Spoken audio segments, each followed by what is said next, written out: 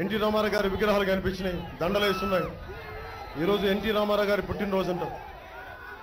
ఆ మహానుభావుడికి మనస్ఫూర్తిగా నా ధన్యవాదాలు, నా కృతజ్ఞతలు, నా నమస్కారాలు.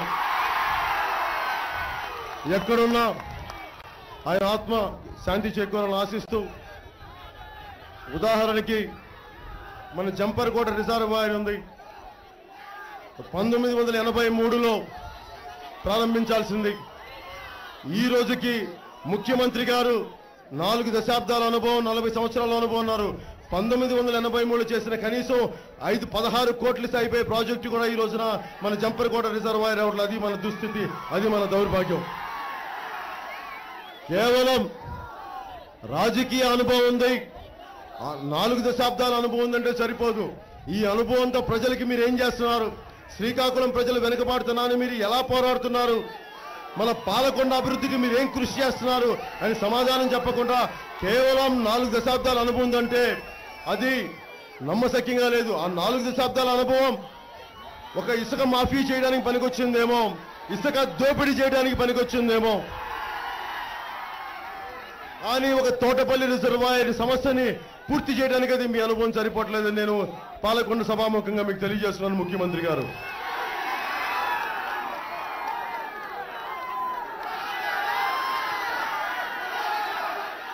ఇంతమందికి షేక్ హ్యాండ్ ఇవ్వడం ఎలా కుదిరి చెప్పండి. మీ అందరికీ నా హృదయపూర్వక నమస్కారం.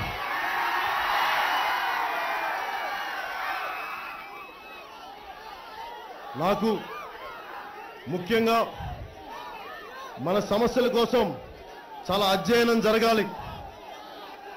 ఈ రోజున తెలుగుదేశం ప్రభుత్వం సంపూర్ణమైన అవినీతితో కూరుకుపోయింది. శ్రీకాకుళం నుంచి అనంతపురం దాకా ఏ మూలకెళ్ళినా ప్రతి చోట 2 వినిపిస్తున్నాయి. ఒకటి భూ కబ్జాలు, 2 ఇసుక దోపిడీ. మనకి ప్రాజెక్టులకి డబ్బులు ఇవ్వడానికి డబ్బులు లేవు, తోటపల్లి సర్వే డబ్బులు లేవు, కానీ ఒక్కొక్క ఎమ్మెల్యే 30 కోట్ల పైన ఇసుక మాఫియా ద్వారా దోపిడీ చేయడానికి అంత దోపిడీ చేస్తారు. కానీ ప్రజల అవసరాలు తీర్చడానికి, ప్రజలకి కనీస అవసరాలు తీర్చడానికి డబ్బులు లేవు, కానీ వారి వారి జేబులు నింపుకోవడానికి ఈ రోజున ప్రజలు ధనానంతా దోపిడీ జరుగుతూ ఉంది.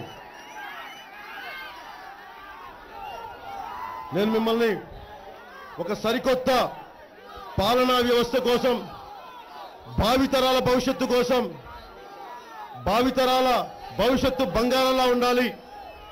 నేను ఎన్ని కష్టాలైనా పడతాను, నా మీద ఎన్ని ఇబ్బందులైనా, దాడులైనా ఎదుర్కొంటాను.